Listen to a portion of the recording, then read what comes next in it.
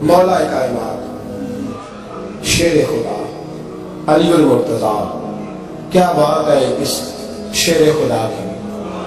کتب حدیث میں سب سے زیادہ فضیلت کی حدیث ہے مولا علی شیر خدا کی۔ کیا شان پائی ہے، کیا مرتبہ پائی۔ 9 سال عمر تھی جب کلمہ پڑھا تھا۔ ویسے میرا تو خیال یہ ہے کہ یہ شروع سے کلمہ پڑھتے تھے، اس لیے کہ پہلے ہی حضور کی گود میں 9 سال کی عمر تھی جب باقاعدہ حضرت علی نے کلمہ پڑھا۔ 9 سال کی عمر۔ اللہ کے محبوب نے نہ کل صحابہ کو بٹھا کے کہا، اپنے کل رشتہ داروں کو، اہل قریش کو، کہ میں اللہ کا رسول ہوں تو کون کون میرے ساتھ چلے گا۔ کھانا کھانے سارے آ گئے، جب کہا تعاون کون کرے گا تو سب چپ کر گئے۔ جب کہا میں اللہ کا رسول ہوں تو پیچھے کون چلے گا۔ آگے لگ کے چلنا بھی آسان ہوتا ہے، ساتھ مل کے چلنا بھی آسان ہوتا ہے، مشکل ہوتا ہے پیچھے پیچھے چلنا، وہ مشکل ہوتا ہے، وہ بھی لوگ چل پاتے۔ کون پیچھے چلے گا، میں اللہ کا نبی ہوں تو صاف سن گیا، لوگ خاموش ہو گئے۔ تو حضرت علی کہتے میں چھوٹا تھا، قد بھی میرا چھوٹا تھا، عمر 9 سال تھی، کھجور کھا رہا تھا، کرتا لمبا پہنا تھا۔ جب کوئی نہ بولا تو حضرت علی کہتے میں نے پوری کھجور بھی نہیں کھائی، ابھی منہ میں تھی، باقی کی میں نے ویسے ہی ساری نکال لی، بعد میں کھا لوں گا۔ وہ کھجور میں نے جیب میں ڈال دی کہ دیر نہ ہو جائے۔ اور آپ فرماتے میں پنجوں کے بل کھڑا ہو گیا اور میں نے دونوں بازو کھڑے کر کے کہا یا رسول اللہ یہ نہیں نہ بولتے، ابو لہب، عتبہ، عتیبہ، شعبہ، ابو سفیان نہیں نہ بولتے تو نہ بولے۔ رسول اللہ پریشان نہ ہو، انا حافظوں کا یا رسول اللہ، انا ناصروں کا یا رسول اللہ۔ حضور میں ہر دشمن کے مقابلے میں آپ کی حفاظت کروں گا، دین کے ہر کام میں آپ کی مدد کروں گا۔ کہاں حضرت علی نے دوستی لگائی، کہاں 9 سال کی عمر، کہاں دوستی، پانی پر سہیلیاں، رنگا رنگ کڑے پر پریا اسدا جانیے جس کا حضور میں۔ اور پھر حضرت علی ہر میدان میں آپ کو نظر آئے، ہر بدر میں بھی مولا علی، احد میں بھی مولا علی، خندق میں بھی مولا علی۔ خیبر والے دن آنکھیں دکھتی تھی پر میرے حبیب نے فرمایا اسے بلاؤ، جھنڈا بھی اسے دینا ہے اور فتح بھی اللہ اسی کے ہاتھ پہ عطا فرمائے۔ یعنی تکلیف بھی تھی، آنکھیں دکھتی تھی، حضرت علی بظاہر بیمار تھے، لیکن حضور نے فرمایا چونکہ انہوں نے وعدہ کیا ہے وہی آئیں گے، میدان میں نکلیں گے۔ ہر صحابی شان والے، حضرت ابوبکر صدیق کے مقام کو کون پہنچ سکتا ہے، جناب عمر، جناب عثمان، طلحہ، زبیر، ہر ایک کی کیا بات ہے۔ لیکن میرے نبی کریم علیہ السلام نے ہر میدان میں انہیں یاد کیا، وہ ہر میدان میں پہلی صف میں نظر آئے۔ 63 سال عمر تھی حضرت علی کی، کوفے کے بازار سے گزر رہے تھے، ایک کافر نے آ کے خنجر مارا اور جناب علی المرتضیٰ شیر خدا کی داڑھی سے جب خون نکلا نا، وہ 9 سال کی عمر میں وعدہ کیا تھا کہ میں دین کا مددگار بنوں گا، اور جب 63 سال کی عمر میں زخم لگا کوفے کی گلی میں، جناب علی نے اپنا خون دیکھا اور جب زمین پہ گر رہے تھے تو پتہ کیا کہہ رہے تھے، فزت برب الکعبہ، لوگوں رب کعبہ کی قسم میں کامیاب ہو گیا، میں نے آج اپنا وعدہ نبھا دیا، لے سجنا اسا توڑ نبھائی، لے سجنا اسا توڑ نبھائی، تے جان دیتی راہ تیرے، ختم ہو گئی بات، لے او سجنا اسا توڑ نبھائی، عشق لگا سی کھیڈا کھیڑ دیو، تے پھر میں نو کھیڈا بھول گیا، میں کجل پایا سی یار دے ویکھنے، پھر وہ دی یاد روندے آئیں، رول گئیاں تے حیدر شاش گلی کدے بھی نہ رول دی، پر ہن تے رول گئیاں تے بلے شاہ دی ہو جانے، سانو اپنی توڑ نبھا لیندے۔ عزیزو یاد رکھو، اللہ رسول سے رشتہ نہ ہر لمحہ نبھاؤ۔ میں نے جمعے والے دن بھی کہا تھا کہ مجھے سمجھ نہیں آتی کہ شب برات کو لوگ رو رو کے دعا مانگتے ہیں، میں نے معراج شریف کی رات زیادہ دعا نہیں منگائی۔ میں کہتا ہوں کہ اتنا مسلمان ساری رات رو رو کے دعا مانگتا ہے تو سویرے کرپشن تو پھر بھی نہیں ختم ہوتی۔ توبہ کا ترجمہ یہ ہے کہ پچھلے گناہوں پہ شرمندہ ہو تو آئندہ نہ کرنے کا وعدہ کرتا ہوں، یہ توبہ ہے۔ یہ بولیے، آپ دیکھیں نا ہر مسجد میں رش ہے، اللہ کا فضل ہے، ہم تو ویسے چھوٹے لوگ ہیں لیکن الحمدللہ تعالیٰ یہاں بھی کوئی جگہ نہیں بیٹھنے اٹھنے۔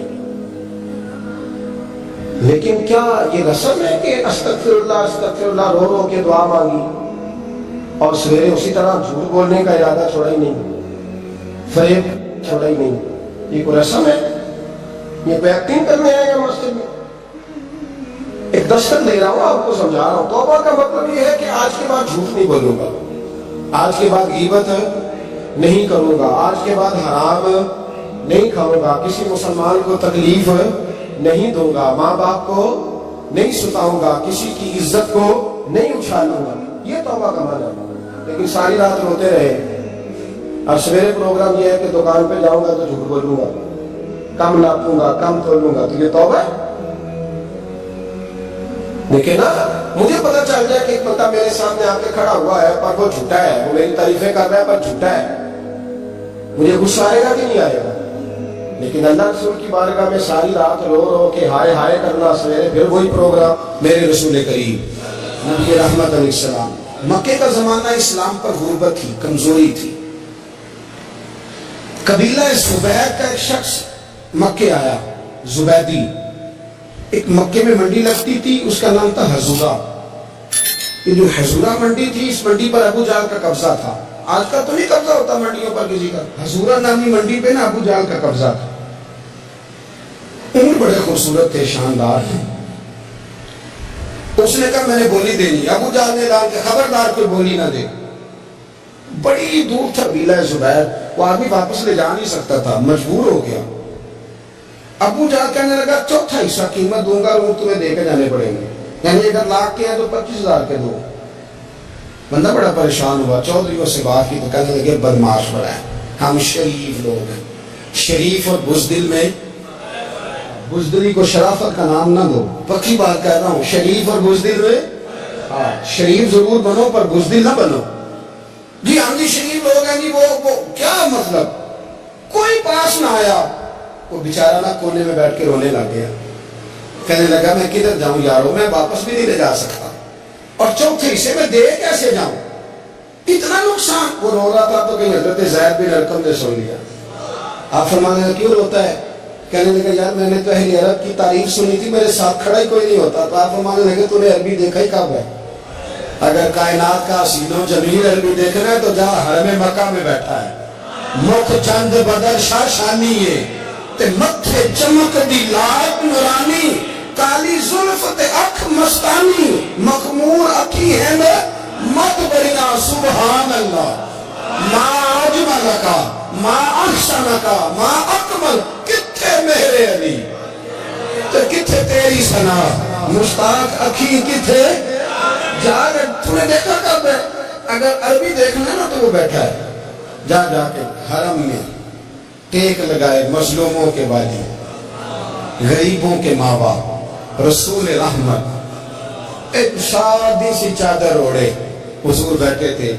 وہ زبیدی کہتا میں آیا، نبی کریم کو بات سنائی، حضور فرمانے لگے گئے گا جامنوں کا، او کدھر ہے تیرے اونٹ؟ عرض کی حضور وہ وہاں ہیں، پر میں چلنا، حضور کوئی بولی نہیں لگا رہا، کوئی خرید نہیں رہا، ابو جہل ڈھونڈا پڑے، اس کے ڈر سے سہم گئے۔ حضور فرمانے لگے چلنا میں بولی لگاتا ہوں۔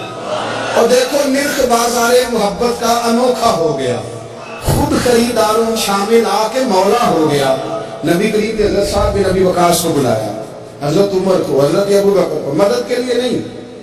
حضور فرمانے لگے میری جیب میں پیسے تھوڑے ہیں، ظاہری طور پہ تھوڑے ہیں، ورنہ تو کائنات کے خزانوں کی کنجیاں حضور کے پاس، تھوڑے تھوڑے پیسے تو بھی بولی دے رہی ہیں، سب سے پیسے نہیں، اب چلو بولی لگانے چلے۔ حضور آئے، اللہ اکبر، یہ میرے رسول کا طریقہ ہے، آؤ ذرا تھوڑی دیر کے لیے سوچیں۔ ابو جہل بیٹھا ہے بڑی مسند پہ، قربان جاؤں مدینے والے ابھی، وہ زبیدی کہتا اس کے کپڑے مہنگے تھے، حضور کے سادے تھے، اس نے بڑی پگڑی باندھی تھی، حضور کی سادی تھی، کہتے وہ آنکھیں اٹھا کے بات کرتا، مدینے والے نبی آنکھیں جھکا کے بات کرتا، وہ بولتا جاتا، حضور تھوڑے تھوڑے سادے سادے ٹھہر ٹھہر کے جملے بولتے، کہتے نبی کریم علیہ السلام اس کے ساتھ آ کے حضور بیٹھ گئے اور فرماتے ہیں میرے رسول کریم نے اپنا جبہ سیدھا کیا، پگڑی کو حضور نے سیدھا کیا اور فرمایا چل لگا بھائی بولی۔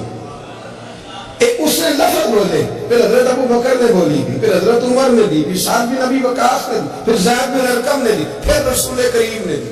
وہ کہتا ہے جتنے میں بیچنا چاہتا تھا نبی پاک نے ڈبل میں میرے اونٹ خریدے، ڈبل میں اونٹ خریدے میرے رسول، سلام اس پر کہ جس نے دشمنوں کو بھی کبائے دی، سلام اس پر کہ جس نے گالیاں سن کر دعائیں دی۔ اور میرے اعلیٰ حضرت کہنے لگے جاؤ جا کے اعلان کر دو، غمزدوں کو رضا مجدہ دیجئے کہ ہے، بے کسوں کا سہارا ہمارا، بے کسوں کا سہارا، جاؤ غمزدوں کو رضا مجدہ دیجئے کہ ہے، بے کسوں کا سہارا۔ رسول کریم صلی اللہ علیہ وسلم نے نا خریدا مال، اور حضور سید عالم وہاں سے نکلے، اور نکلتے وقت حضور فرمانے لگے وہ جال تیری آج شکایت آئی ہے، آج کے بعد نہ آئے، مکہ سارا اس کے ساتھ ہے، حضور کی مخالفت ہو رہی ہے، 40 لوگ ہیں صرف کلمہ پڑھتے، اور دین کا کام دار ارکم میں قید ہو کے کرنا پڑتا ہے، لیکن جب ظالم کے خلاف نکلے ہیں تو پھر دار ارکم میں بند ہو کے نہیں، پھر میدان میں نکلے، اور فرمایا آج کے بعد تیری شکایت نہ آئے۔ کہنے لگا جی بالکل نہیں آئے گی، میں آپ کو موقع نہیں دوں گا۔ حضور چلے گئے تو پیچھے سارے کافر اس کے گرد اکٹھے ہو گئے، کہنے لگے ہم پہ تو بڑا روب ڈالتا ہے، اب تجھے کیا ہوا، پانی پانی ہو گیا، تم کیا کون سا سام سن گیا، بولا ہی نہیں۔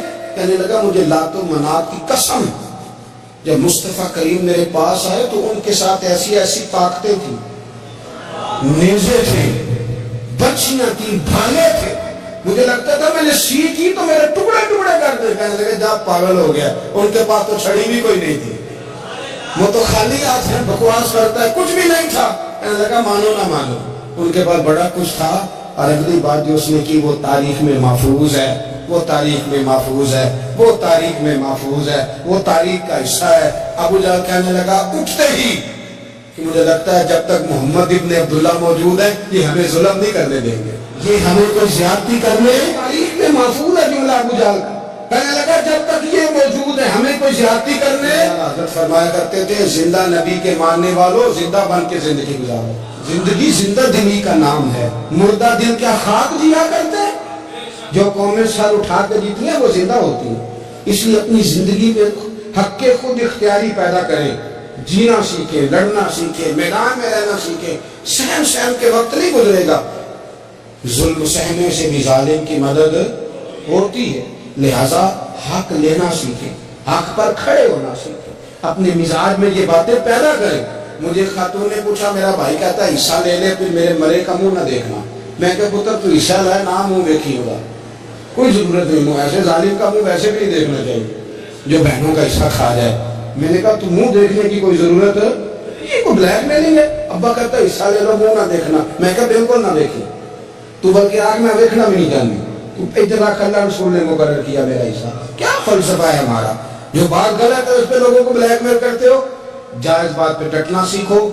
آپ جب ڈٹ جاتے ہیں نا تو پھر اللہ مدد کرتا ہے، پھر اللہ تتنزل علیہ الملائکہ، پھر اللہ فرشتے بھی نازل کرتا ہے۔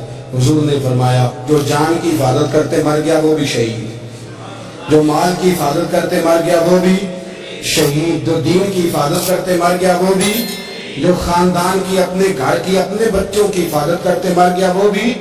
اتنا بڑا درجہ حضور نے بیان کر دیا ہے، تو کبھی بھی زندگی میں ظالم کے سامنے سرنگو نہ ہونا، کچے پلپلے ہونے کا کبھی بھی اظہار نہ کرنا، کھڑے رہنا، جو کھڑا رہتا ہے رب اس کے ساتھ رہتا ہے۔ اللہ سمجھنے کی توفیق عطا فرمائے۔ ساتھ نے بھی لکھا ہے، ابن حشام نے بھی لکھا، البدایہ و نہایہ میں بھی ہے۔ کچھ تو لوگ ایک ایک دو کر کے مسلمان ہوئے نا، کچھ قبیلوں کے قبیلے مسلمان ہوئے۔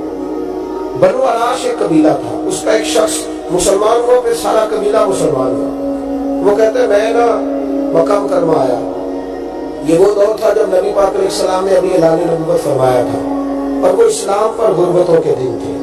سارا مکہ جب جتھا ہو جاتا ہے پھر تو بندے کی بڑی بات ہوتی ہے نا، اور جب ایک ایک دو سنگی ہو تو پھر مشکل ہوتا ہے۔ غربتوں کے دن تھے، کہتے ہیں میں مکے آیا، میں چھوٹا سا کاروباری تھا، بیوپاری تھا، تاجر تھا، میں گاؤں سے جانور خریدا کرتا تھا، شہروں میں بیچا کرتا تھا۔ کہتے ہیں میں نے نا 2 اونٹ یا 2 گھوڑے، مختلف کتب میں مختلف لفظ ملتے ہیں، کہتے ہیں وہ 2 اونٹ میں گاؤں سے لایا، مکے میں نے بیچنے تھے۔ جب میں مکے پہنچا تو پہلی ملاقات ہی ابو جہل سے ہو گئی۔ مجھے کہنے لگا یہاں ایک شخص نے دعویٰ کیا نبوت کا، اس کے قریب نہیں جانا۔ کہتے میں نے کہا یار مجھے تو پتا بھی نہیں تھا، یہ تو تعارف تم نے کرایا ہے۔ تو کہنے لگے ان کے قریب نہیں جانا۔ کہتے میں بڑا کام دائیں بائیں تو آتا تھا، مکے میرا کام آنا جانا رہتا تھا، قریب نہیں جانا. میں نے کہا چلو نہیں جاتے. کہتے ہیں اسے اونٹ پسند آ گئے, اس نے خرید لیے. میں نے کہا پیسے؟ تو کہنے لگا کل دے دوں گا. اگلے دن میں اس کے گھر لینے گیا تو کہنے لگا کل دوں گا. ہوٹل بھی نہیں ہوتے تھے, پردیسی بیچارے, بڑے ان کے لیے مشکلات ہوتی تھی کسی دوسرے شہر میں رہنا. کہتے ہیں میری کل جمع پونجی بھی وہی تھی جو میں نے لگا دی. تیسرے دن میں گیا تو میں نے کہا یار میرے پیسے دے, میں غریب آدمی ہوں اور میرے تو بچے انتظار کر رہے ہیں اور میں سڑک پہ سو کے وقت گزارتا ہوں, میرے پیسے دے میں جاؤں. کہتے میں نے دبا کے بات کی تو ابو جب کہنے لگا جا دوڑ جا, جہاں سے ملتے ہیں لے لے. کہتے ہیں پردیس تھا, انشاءاللہ پردیسی کوئی بھی نہ تھی. کک جنا تو پارے. کہتے ہیں کہ میں پریشان ہو گیا. کہتا جا دوڑ جا. میں کانپنے لگا. میں نے لوگوں سے پوچھا چودھری کہاں بیٹھتے ہیں, سردار کہاں؟ انہوں نے کہا حرم مکہ میں جو ٹولیاں بنا کے بیٹھے ہیں وہ ہمارے سردار ہی ہیں. کہتے ہیں میں وہاں پہنچا, عتبہ, عتیبہ, شیبہ, اخنس بن شریح, ابو سفیان سب بیٹھے. میں قریب گیا. میں نے کہا مکے کے سرداروں, میں تمہارے شہر میں لٹ گیا, میرے لیے مشکل بن گئی. کہا کیا ہوا؟ کہنے لگے ایک آدمی نے مجھ سے 2 اونٹ خرید لیے, وہ میری کل کمائی تھی, پہلے تو آج کل کرتا رہا. کہتا ہے جا دوڑ جا, کچھ نہیں ہے, میری مدد کرو. کہتے ہیں عتبہ بولا. کہنے لگا کس کی طاقت ہے ہمارے ہوتے ہوئے تیرے پیسے دبا دیں. کہتے ہیں اس نے یہ کہا تو میرے اندر امید کی کرن چمکی کہ میرے مل جائیں گے. کہتے کون ہے بتا؟ میں نے کہا کہ ابو جان. کہتے اس نے ساتھ ہی نا گردن جھکا لے. کہنے لگا وہ تو بہت بڑا بندہ ہے, تو کہاں الجھ گیا؟ وہ تو پیسے نہیں ملتے. کہتے ہیں اب تو میرے پاؤں تلے زمین ہی نہیں. یہ تاجر نا جب ڈوبتا ہے تو خودکشی کرتا ہے. اس لیے کہ جب کسی انسان کی کل پونجی ایک تاجر کے ساتھ بہت سارے لوگ وابستہ ہوتے ہیں کہ دولت کی محبت نہ سمجھے, اس کو بہت بڑا الجھاؤ ہوتا ہے. اور ہمارے ہاں جب لوگ عروج پہ ہوتے ہیں تو سجن بھی بڑے ہوتے ہیں, اور جب انسان ڈوبنے لگتا ہے تو اس کا ہاتھ بھی کوئی نہیں تھامتا. ساری عمر یہ آٹا گد ہے, لکھا کیتے نہیں پیڑے, وقت آیا کہ محمد بخشا کوئی نہیں, وہ بیٹھا لے گئے. آپ کو پتا ہے کوئی قریب بھی نہیں آتا غربت کے دنوں میں. کہتے ہیں میں کانپنے لگا, اب میں کیا کروں گا؟ میری بیٹیاں میرے بچے تو روئیں گے. ادھر دیکھنا میری طرف. کہتے ہیں سامنے نا بیت اللہ شریف کے ساتھ ٹیک لگا کے آمنہ کے لال بیٹھے, سادہ سا لباس, سادہ سا. حضور نہ کوئی تسبیح پڑھ رہے تھے. عتبہ نے معاذ اللہ ثم معاذ اللہ, نقل کفر, کفر نہ باشد, پھپتی کسی, مذاق کیا. کہنے لگا وہ جو بیٹھے نا وہ تیرا مسئلہ حل کر سکتے. وہ کہتے اس نے یہ کہا اور باقی ہنسنے لگے. مجھے سمجھ نہ آئی کہ بھیجتے بھی ہیں اور ہنستے بھی ہیں. انہوں نے تو معاذ اللہ مذاق کیا نا کہ آج کل تو بڑا سارا مکہ مخالف ہے, تو وہ کیسے جائیں گے؟ ابو جہل سب سے بڑا مخالف ہے. کہتے میں نا آہستہ آہستہ قریب گیا حضور کے. غریب آدمی ڈرتا ہے نا بیچارہ, وزیروں سے بھی پیروں سے بھی کامتا رہتا ہے. کہتے میں آہستہ آہستہ قریب گیا اور پیچھے جا کے بیٹھ گیا. میرا دل تھا کہ وہ فارغ ہو کے میری طرف دیکھیں گے, تب میں بہت ڈر رہا تھا, سہم رہا تھا. لیکن کہتے میں قربان جاؤں, ابھی میں پورا بیٹھا بھی نہیں تھا کہ مدینے کے چاند نے میری طرف رخ پھیر لیا. حضور نے رخ پھیرا. کہتے ہیں 2 جملے نبی پاک نے کہے تو مجھے یوں لگا جیسے پردیس میں مجھے میری ماں مل گئی ہو.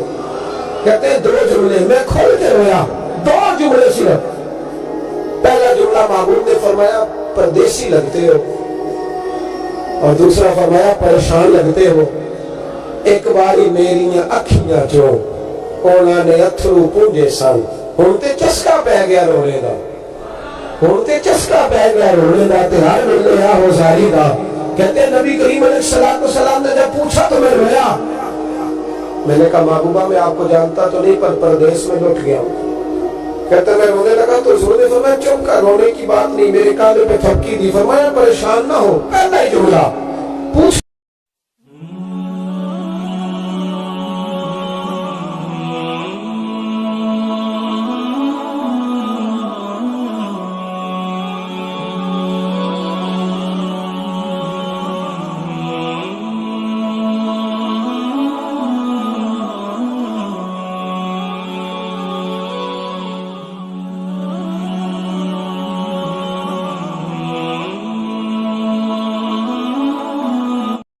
نہیں کام کیا ہے, یہ بھی نہیں بتایا مسئلہ کیا ہے. محبوب فرمانے لگے چپ کر, آنسو پوچھ لے, جیسے تو کہے گا نا ویسے ہی ہو جائے گا. وہ نبی کریم امام بولے اور فرمانے لگے غم زدوں کو رضا مجدہ دیجئے کہ ہے، غم زدوں کو رضا مجدہ دیجئے کہ ہے، بے کسوں کا سہارا ہمارا نبی، سب سے اولا ہو آلہ ہمارا، سب سے بالا ہو آلہ ہمارا نبی۔ کہتے ہیں نبی کریم علیہ السلام نے فرمایا جیسے تو کہے گا ویسے ہی۔ کہتے ہیں پھر حضور کا میرا بازو پکڑا گھر لائے، تعلق نہیں پوچھا، رشتہ نہیں پوچھا، کام نہیں پوچھا۔ پھر حضور نے مجھے چٹائی میں بٹھایا، میں کئی دنوں کا بھوکا تھا، دلوں کے حال جاننے والے رسول نے مجھے سرکہ دیا، کھانا دیا، شہد دیا، دودھ پلایا۔ جب میں سیر ہو گیا نا اور کچھ مجھے تسلی ہوئی تو فرمانے لگے بتا تیرا مسئلہ کیا ہے؟ میں نے کہا یا رسول اللہ صلی اللہ علیہ وسلم 2 اونٹ بیچے تھے، حضور کو جانتے نہیں ابھی تک، 2 اونٹ بیچے تھے، خرید لی ابو جہل نے، پہلے تو آج کل کرتا رہا، اب کہتا ہے دوڑ جا کوئی نہیں۔ حضور پردیس میں لوٹ گیا، سرداروں کے پاس گیا ہوں تو وہ کہتے ہیں وہ تو سب سے بڑا گنڈا ہے، وہ تو نہیں دے گا۔ کہتے ہیں میں نے بڑی باتیں سنائی تو محبوب نے ہلکا سا جوڑا، ککھ سواد نہیں مشری اندر، اسا کھنڈا بھی چکھ ڈٹھیاں، اینا ساریاں شہوان نالوں گلاں سجن دیاں مٹھیاں۔ جنہوں نے کرنا کچھ نہیں نہ ہوتا ان کے دعوے لمبے چوڑے ہوتے ہیں، اور جنہوں نے کچھ کرنا ہوتا ہے نا وہ تو مختصر بات کرتے ہیں۔ حضور فرمانے لگے کوئی پریشانی والی بات نہیں، دینے کیوں نہیں پیسے، دے گا کہ بہت ہلکی سی بات۔ حضور فرمانے لگے چل میں تیرے ساتھ چلتا ہوں۔ یہ کونسلر صاحب کبھی رکا بھی نہیں تو ان کی مہربانی ہے، اور ٹیلی فون کرتے تو پھر تو وہ کہتے ہیں 3 سال کا احسان تیرے اوپر چڑھ گیا تو میں نے پورا شروع کر دیا تیرے نام کا۔ حالانکہ جب ووٹ لینے آئے تھے تو کہتے تھے میں قوم کا خادم ہوں، اور پھر یہ قوم کا غریب آدمی دروازے پہ جا کے بیٹھتا تو پتہ چلتا ہے چودھری سب کچھ پیش کر رہے ہیں، پھر پتہ چلتا ہے بریڈ ٹھنڈا ہو گیا تھا تو گرم ہونے گیا، پھر پتہ چلتا ہے کہ گاڑی باہر آ کے پوچھتے ہیں گڈی کرائی گیا۔ شرم کرو، شرم کرو، وارث شاہ مان کری نہ بادشاہ، رب بے بادشاہ کر کے مار دے۔ اگر اللہ نے تمہیں احساس دیا تو غریبوں پہ روڑ کے مارو گے، شرم نہیں آتی؟ کل تک کہتے تھے قوم کے خادم ہے، آج اسی قوم کا یہ حال کرتے ہو، تمہیں حساب دینا پڑے گا صبح قیامت، اللہ تم سے پوچھے گا۔ حضور نے فرمایا جس کے ذمہ اللہ نے کچھ لوگوں کی ڈیوٹی لگائی، رعایا بنایا، اسے اپنی رعایا کے بارے میں جواب دینا پڑے گا۔ کہتے ہیں نبی کریم علیہ السلام نے فرمایا چل میں تیرے ساتھ جاؤں، قربان جاؤں۔ کہتے ہیں نبی کریم نے نظریں جھکائی ہیں، سادہ سا امامہ، سادہ سا لباس، اور سارے رستے میں باتیں کرتا رہا، پر حضور نہ ہلکا ہلکا میری طرف دیکھتے پر بولتے کچھ نہیں۔ کہتے ہیں میں رستے میں سوچنے لگا کہ وہ تو بڑا گنڈا ہے اور محبوب تو بولتے بھی دھیما دھیما ہے، اس کے ساتھ بات کیسے کریں گے؟ میں جب آپ اس ذوق سے اللہ رسول کی بات لیں گے نا اس طرح، یعنی بندے کا پیالہ سیدھا ہی نہ ہو اور وہ خیرات مانگنے آ جائے، اور اس کا چہرہ اس طرف اور وہ کہے جناب اگر مہربانی ہو تو دے دے، نہیں تو میں جا رہا ہوں، تو دیتا ہے کوئی؟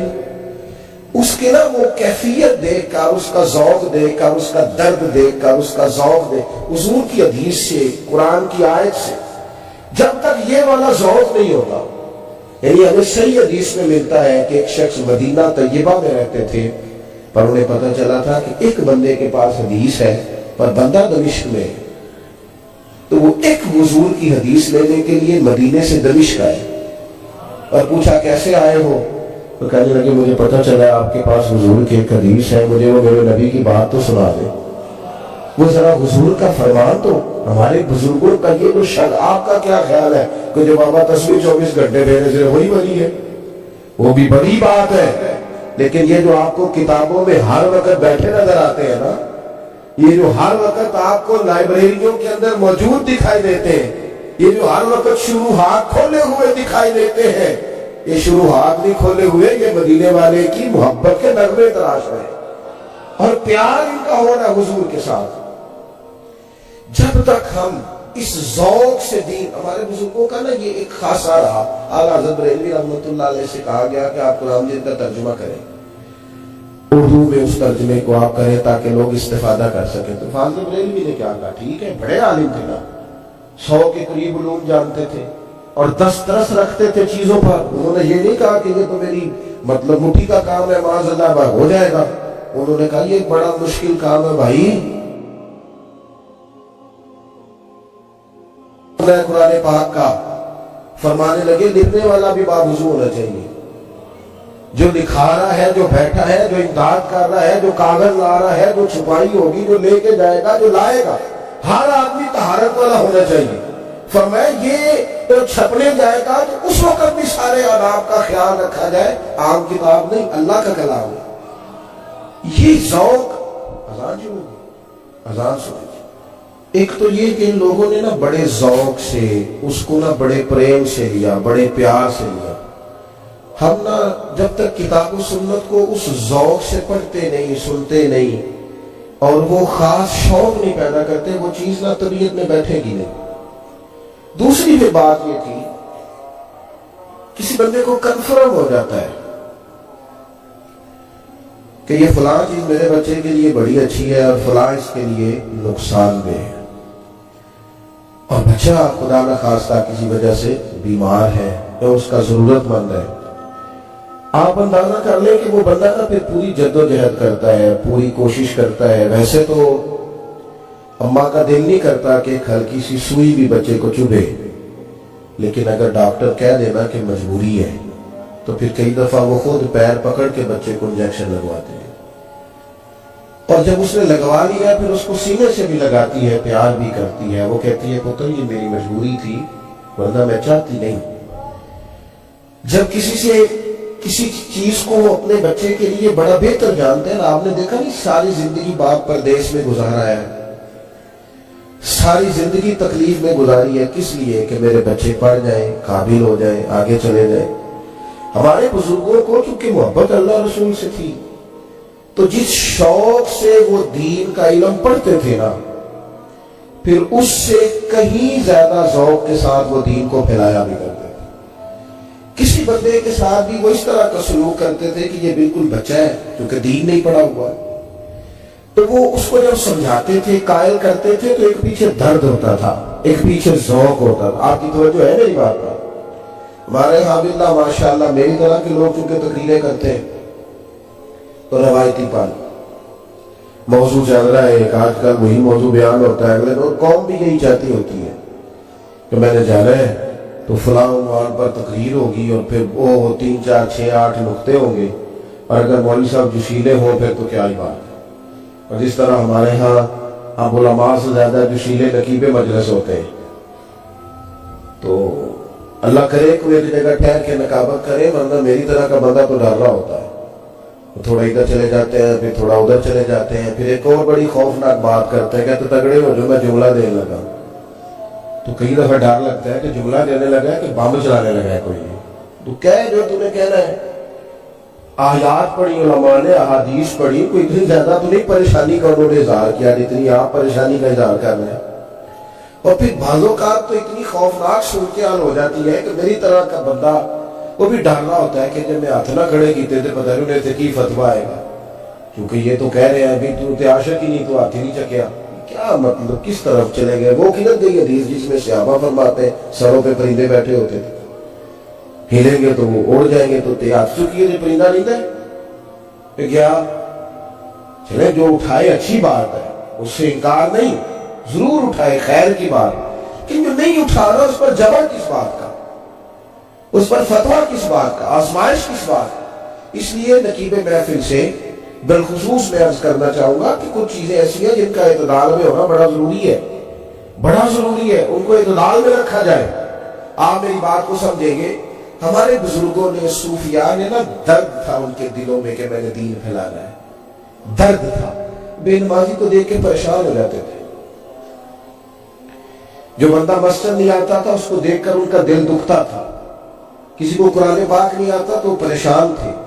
حضرت باجوید بستامی رحمت اللہ علیہ دیکھتے کسی نوجوان کو کہ وہ دین سے دور ہے یا کسی گناہ میں ہے یا معاذ اللہ مسلمان نہیں ہے تو رو پڑتے، کہتے مالک تو نے کتنا خوبصورت بنایا ہے، اس سے وہ والے کام کرا جو اسے جنت میں لے جائے، ایسا نہ ہو کہ یہ جہنم کا ایندھن بن جائے۔ وہ درد تھا، اس درد سے انہوں نے دین پھیلایا، اس درد سے انہوں نے، کوئی نہیں چھپتی تھی کتابیں اتنی تیزی سے اعلیٰ حضرت کے زمانے میں، لیکن وہ درد تھا جو انہیں بیٹھنے نہیں دیتا تھا، صبح لکھتے، شام لکھتے، مشقت کرتے، ایک آدمی سینکڑوں آدمیوں کا کام تنہا کرتا، ड्यूटियां की उन लोगों ने। आप कभी आज उनकी किताबें लोगों से पूरी पढ़ी नहीं जा रही, बताओ किस तरह लिखी। और वो किताब इस तरह नहीं है कि दो चार चीजें इधर से ली, दो चार इधर से ली, तो 5 किताबें सामने रखी तो छठी भी बन गई उनमें से।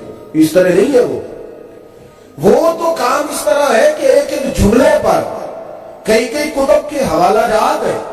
वो अंदर ना, वो किसी दरवेश ने कहा था, पानी लोड़ नहीं हड़ा नो राह बरागी।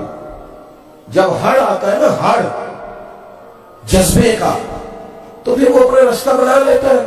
मेरे अजीज, आप याद रखेंगे हमारे बुजुर्गों की तबीयतों में सुबह उठना, सारा दिन ड्यूटी करना, सारा दिन खिदमत करना, जद्दोजहद करना, और दिल में दर्द का होना, ज़ौक़ होना कि लोग दीन वाले हो। ओ माशाअल्लाह माशाअल्लाह, जानशीन हजरत शेखुल हदीस साहिबजादा हामिद रज़ा साहब भी तशरीफ ले आए। तो मैं ये करना था कि ज़ौक़ जब आपका शौक हो जाता है ना, मैंने दीन फैलाना है, तबलीग करनी है, फिर बंदा निकलता है, फिर उसमें वो हुजूर गौसे पाक रज़ी अल्लाह ताला अन्हु जब मजलिस से वाज़ मुनक्किद करते थे ना, मिंबर पे बैठते तो आने से पहले दुआ मांगते थे। कहते थे, अल्लाह मैं बात करूंगा तो उसमें तासीर पैदा कर देना। और फिर जब गुफ्तगू मुकम्मल करके लौटते थे तो अर्ज करते थे, मालिक अगर को मेरे खैर का जुमला का है तो फिर इनके दिलों को बदल देना। वो एक खास यानी मजमे से दान लेना मकसूद नहीं, दावत दीन देनी है, पैगामे हक सुनाना है। दिल में एक दर्द है कि बेदीनों को दीनदार किया जाए, जो मस्जिद से दूर है उन्हें मस्जिद के करीब किया जाए। उनको हजरत जुनैद बगदादी फरमाते हैं कि मैं हजरत सभी शक्ति रहमतुल्लाह अलैह के साथ जा रहा था, एक जगह कुछ मजमा था, लोग जमा थे। हजरत ने फरमाया, बढ़ के देखो क्या है। कहते मैंने देखा एक शख्स ने ना माज़अल्लाह सुम्मा माज़अल्लाह शराब पी है और वो नशे में धुत है एक बड़े अच्छे वज़ादार घर का नौजवान, और वो गिरा हुआ है और वो औल फौल बातें कर रहा है, और लोग वहां कुछ तमस्कुर उड़ा रहे हैं और कुछ उसको वैसे देख रहे हैं, तो मजमा लग गया। कहते हजरत सरी सख्ती रहमतुल्लाह अलैह को मैंने आके अर्ज़ की, हुजूर चले, एक आदमी ने शराब पी है और उसकी हालत गैर है, तो लोग उसको देख रहे हैं। तो फरमाने लगे, जुनैद क्या बात करते हो, इस हाल में छोड़ के चले गए, और बंदा है मोमिन को। कहते हैं हजरत अपनी छड़ी पे सहारा लेते हुए एक साइड से मेरा बाजू थामते हुए उस शख्स के करीब आए, और चूंकि लोग बुजुर्गों का हया करते थे, जितने लोग खड़े थे, चलो अपना अपना काम करो। लोग सभी रुखसत हो गए। शेख मुझे कहने लगे, एक प्याले में पानी तो लाओ। कहते मैं पानी लाया तो हजरत ने अपने बूढ़े हाथों से उसका मुंह धोया, फिर उसके सर पे थपकी दी और कहा, बेटा घर जाओ। और जब उठे, मैंने उठते उठते उनकी दाढ़ी पर उनके आंसुओं को गिरते देखा। रो के कहने लगे, मालिक मैं कमजोर बंदा हूं, बेबस हूं, मैं मुंह धो सकता हूं, दिल तो नहीं ना धो सकता। मेरी जो हैसियत थी उसके मुताबिक मैंने ड्यूटी कर दी, मैं मुंह ही धो सकता था, वो मैंने धो डाला। दिल तेरे दस्ते कुदरत में है, मेहरबानी फरमा दे। हजरत जुनैद फरमाते हैं, अगली सुबह जब तहज्जुद की नमाज के लिए हम पहुंचे तो वो जो कल असर का शराबी था तहज्जुद की नमाज के लिए बैठा था। तो कहते फिर भी कोई बात नहीं जतलाई। जब एक कोने में बैठ गए तो जवान उठ के आया और हजरत के घुटने पे हाथ रख के रोया। कहने लगा, बाबा तेरी दुआ में बड़ा असर है, कल तूने मुंह धोया था तो करीम रब ने दिल भी धो डाला है, करम हो गया। हमारे बुजुर्गों की जो तबलीग थी, उनका दर्द था, उन्हें सोने नहीं देता था। वो दर्द वो लेके निकले ना। सब जानते थे मदीना तय्यबा में तदफीन और जन्नतुल बकी की सआदत कितनी बड़ी बात है, लेकिन निकले ना सहाबा। वो कभी किसी शहर में, कभी किसी शहर में, तेरी तलाश में फिरा मैं जंगल पहाड़ और दश्त। किस ज़ौक़ से उन्होंने, दाता साहब भी सैयदजादे शहजादे हैं, औलाद रसूल हैं, उनका घर में भी उनके लिए बड़ा एजाज था, पर रावी किनारे आके पत्ते खाने की क्या जरूरत थी, हिंदुओं से रोड़े और पत्थर खाने की क्या जरूरत थी। पर तेरी तलाश में फिरा मैं जंगल पहाड़ और दश्त में, اب اس منایا جا رہا ہے خواجہ اجمیر کا، منوں کے حساب سے لنگر پکتا ہے، ورنہ تاریخ تو یہ ہے کہ خواجہ صاحب یہاں خیمہ لگاتے تھے تو کہا جاتا تھا اکھیڑو، تو وہ آگے جا کے لگا لیتے تھے، ان سے کہا جاتا تھا اٹھاؤ تو وہ ادھر جا کے لگا لیتے تھے، ان سے کہا جاتا تھا یہاں سے اٹھاؤ، وہ بیٹھے رہے، انہوں نے ڈیوٹی کی، کام کی، ان ساری تیز آندھیوں کے بیچ انہوں نے اذان پڑھی، اور اتنی پڑھی کہ اس اذان پر نمازیوں میں خواجہ قطب الدین بختیار کاکی بھی آئے، انہی نمازیوں میں بابا فرید بھی آئے، انہی نمازیوں میں ناگپور کے درویش بھی آئے، اور پھر انہی نمازیوں میں سلطان شہاب الدین غوری۔ تو دعوت اس طرح دیتے ہیں، تبلیغ اس طرح کرتے ہیں کہ وہ بالکل آئے ہی نہ۔ میں رمضان شریف سے ایک جمعہ پہلے ممبر کی طرف بڑھ رہا تھا تو ایک جوان نے میری ویسٹ کوٹ کی جیب میں رکا ڈالا، تو میں نے سوال ہوگا یقیناً گفتگو شروع کرنے سے پہلے وہ میں نے رکا کھولا تو کہنے لگے پیر صاحب اے سینہ کچھیاں نمازیاں بھی مسیتے ہو رہے ہیں، پکے انو آکھیا جے ذرا سانو گھورن نہ دینا، یہ بڑا گھورتے ہیں، اور اندر آتے ہی یہ کہنا شروع کر دیتے ہیں فصلی بٹیرے بھی آ گئے، جو کہ اتنے میری جگہ اتنے میں روز مہینہ تو ایک مہینے لے آئے، نہ ایسا کرے، اللہ کے حضور دعا کیوں نہ کرے کہ جو آیا ہے رب اس پہ فضل فرمائے، اور وہ آ جائے، تھوڑی گنجائش کیوں نہ دے، تھوڑا پیار کیوں نہ کرے۔ یہ جوان کوئی غیر نہیں ہے، اپنے ہیں، نہیں ہے ان کے چہرے پہ داڑھی اور نہیں ہے ان کے سر پہ پگڑی، لیکن میں نے کلین شیو بچوں کو بھی حضور کی نعت پہ روتے دیکھا ہے، میں نے انہیں بھی اسی درد کے ساتھ، اسی ذوق کے ساتھ محبوب کی یاد میں تڑپتے دیکھا ہے۔ اس پر کوئی کسی کا قبضہ ہے کہ میں پگڑی داڑھی والا ہوں تو میرا قبضہ ہو گیا؟ ہمارے صوفیاء کا، اللہ والوں کا خاص اسلوب دعوت رہا۔ وہ زازان نام کا گویہ تھا نا، تو بڑی سریلی آواز تھی اور بڑی دور دور سے لوگ آتے تھے، تو حضرت عبداللہ ابن مسعود گزرے، آپ کے کانوں میں آواز گئی تو کھڑے ہو کے پتہ کیا تنقید نہیں کی، ہمارے ہاں تو وہ نقد ہے تنقید اسی وقت، دیکھو جناب کیا تماشے لگے ہوئے، قوم وہ آئی ہے، یہ نہیں ٹھیک ہو سکتے، ان کا کچھ نہیں ہو سکتا۔ حضرت بھی گزرے، محفل ٹھیک نہیں تھی اور اس کی آواز کانوں میں آئی تو اس پہ تنقید بھی ہو سکتی تھی، لیکن حضرت عبداللہ ابن مسعود کون؟ محبوب نے فرمایا اس سے قرآن سیکھا کرو، یہ عبداللہ اسی طرح پڑھتے ہیں جس طرح میرے اوپر نازل ہوا تھا۔ اور درخت میں چڑھے ہوئے تھے حضرت عبداللہ ابن مسعود مسواک لینے کے لیے، تو پنڈلیاں کچھ پتلی پتلی تھی، تو بعض لوگ دیکھ کے مسکرائے کہ دیکھو کیسی چھوٹی چھوٹی ٹانگیں، تو محبوب نے فرمایا میرے عبداللہ کی پنڈلیوں پر تم ہنستے ہو، یہ تمہیں قیامت میں پتہ چلے گا ان کی قدر کیا ہے، ان کا احساس کیا ہے، اتنا بڑا آدمی۔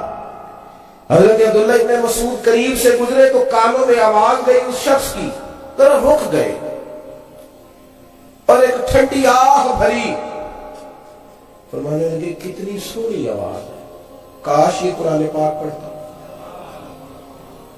میں اس سے زیادہ نہیں۔ تنقید کئی دفعہ کریں تو وہ کہتا ہے جا تو اپنا کام کر، فرمایا کتنی خوبصورت آواز ہے، کاش قرآن، یہ کہہ کے چلے گئے۔ وہ فارغ ہو کے نکلا تو وہاں جو لوگ موجود تھے نا، انہوں نے اس سے کہا او اللہ کے بندے آج پتہ کیا ہوا ہے؟ اس نے کہا کیا ہوا؟ کہنے لگے حضرت عبداللہ ابن مسعود کو جانتے ہیں اسے آپ یہ رسول صلی اللہ علیہ وسلم؟ کہا ہاں۔ کہنے لگے آج گزرے تھے، کیا ہوا؟ تیری آواز ان کے کانوں میں گئی، ان کے لہجے پہ عجیب سا اثر دیکھا، اور ٹھنڈی آگ بھر کے انہوں نے کہا کاش وہ قرآن پاک پڑھتا، تو اس آواز میں کتنا اور حسن اللہ پیدا کرتا۔ وہ بندہ چند منٹ وہاں کھڑا رہا، کسی نے تقریر نہیں سنائی، کچھ بھی نہیں کیا، وہیں کھڑے رہے، کہنے لگے تمہیں گھر کا پتہ ہے ان کے؟ گھر کا پتہ ہے؟ کہ جناب پتہ ہے، کہاں ہے؟ فلاں علاقے میں، فلاں گلی میں، فلاں محلے میں۔ دوڑے گئے، دروازے پہ دستک دی، حضرت تشریف لائے، میاں کیسے آئے ہو؟ کہا حضور میں آ گیا ہوں، آپ نے کہا تھا نا کتنی سونی آواز ہے، کاش قرآن پڑھے، تو میں آ گیا، وہ پڑھا دے مجھے قرآن پاک، اب قرآن پاک ہی پڑھا جائے گا۔ تیسری بات، اور اس پر میں نے اپنی بات کو ختم کرنا ہے، ایک تو سیکھیں تو ذوق سے، ایک اسے پھیلائیں تو ذوق سے، اور یہ کہ دین کے کام کو نا، اور دین کی دعوت کو، اس کو مناسب منصوبہ بندی کے ساتھ آگے بڑھائیں، صرف اس کو تبرک نہ بنائیں، خالی تبرک نہ، ہر چیز کو لوگ منصوبہ